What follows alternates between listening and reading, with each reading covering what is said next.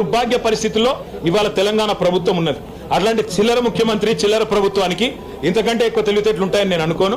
కాళేశ్వరమే కాదు, ఇంకా ఎన్ని కుట్రలు చేసినా, ఎన్ని కేసులు పెట్టినా, ఎన్ని కథలు పడ్డా ముఖ్యమంత్రి గారికి నేను ఒకటే గుర్తిస్తా ఉన్నా, నీ 420 హామీలు, నీ 6 గ్యారంటీల నుంచి ప్రజల దృష్టి నువ్వు మరల్చాలని ప్రయత్నం చేసినా మళ్ళా నీయం ప్రజల తరపున అడుగుతూనే ఉంటాం. నువ్వెన్ని రకాలుగా వేధించినా నిన్ను వదిలిపెట్టం, నీ కాంగ్రెస్ పార్టీని బొందబెట్టేదాకా వెంటాడుతూనే ఉంటాం. కేసీఆర్ కమిషన్ ముందు పిలవాలి కాబట్టి పిలిచారనుకోవచ్చా? కేసీఆర్ గారు తెలంగాణ చరిత్ర. కేసీఆర్ ను ఇవాళ పిలిచి అది కూడా ఇరిగేషన్ గురించి మాట్లాడటము అంటే ఇది హనుమంతుడి ముందు కుప్పిగంతులు లాంటివి. ఎందుకంటే కేసీఆర్ గారికి ఉన్నంత క్షుణ్ణమైన అవగాహన, వాగులు, వంకలు, నదులు, చెరువులు, వీటి గురించి, ఇరిగేషన్ రంగం గురించి కేసీఆర్ కు ఉన్నంత అవగాహన బహుశా భారతదేశంలోనే ఈరోజు సమకాలీన రాజకీయాల్లో ఏ రాజకీయ నాయకుడు కూడా ఉండదు.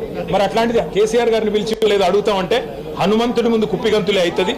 ముమ్మాటికి నిజాలు అల్టిమేట్ గా తేల్తాయి, ధర్మము న్యాయమే గెలుస్తుంది. అల్టిమేట్ గా కేసీఆర్ గారి పేరు చరిత్రలో సువర్ణాక్షరాలతో తెలంగాణను సాధించిన నాయకుడిగా, తెలంగాణను సస్యశ్యామలం చేసిన నాయకుడిగా చరిత్రలో సువర్ణాక్షరాలతో లిఖించబడుతుంది.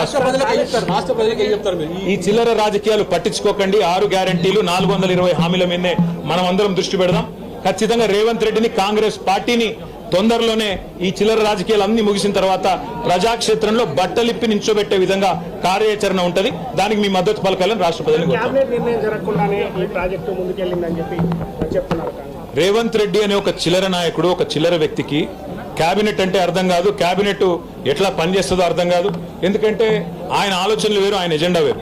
ఆయనకు రాష్ట్ర ప్రయోజనాల కంటే, రైతుల ప్రయోజనాల కంటే రాజకీయ ప్రయోజనాలు, రాక్షస ఆనందము, పైశాచిక ఆనందం ఆయనకు ముఖ్యం. ఆయన చిల్లర పని చేసి బ్యాగులు మోసి జైల్లో పడ్డాడు కాబట్టి మా వాళ్ళని కూడా కొంతమంది జైల్లో పెట్టాలనేది ఆయన వికృతమైన ఆలోచన తప్ప ఇంకోటి కానే కాదు.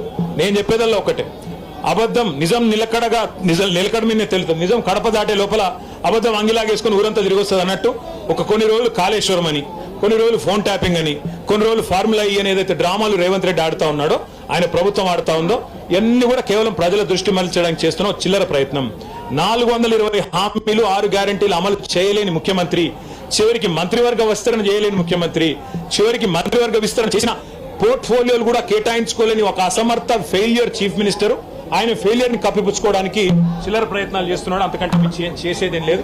కేసీఆర్ గారితో ఇరిగేషన్ గురించి మాట్లాడడం అంటే హనుమంతుడి ముందు కుప్పిగంతులాగా ఉంటుంది. ఎందుకంటే కేసీఆర్ గారికి సమకాలీన రాజకీయాల్లో భారతదేశంలో ఆయనకున్నంత క్షుణ్ణమైన అవగాహన, నదులు, వాగులు, వంకలు, చెరువులు ఏం చేయొచ్చు అనేది, ఏం చేసి చూపెట్టిందో కూడా కేసీఆర్ నాయకత్వం.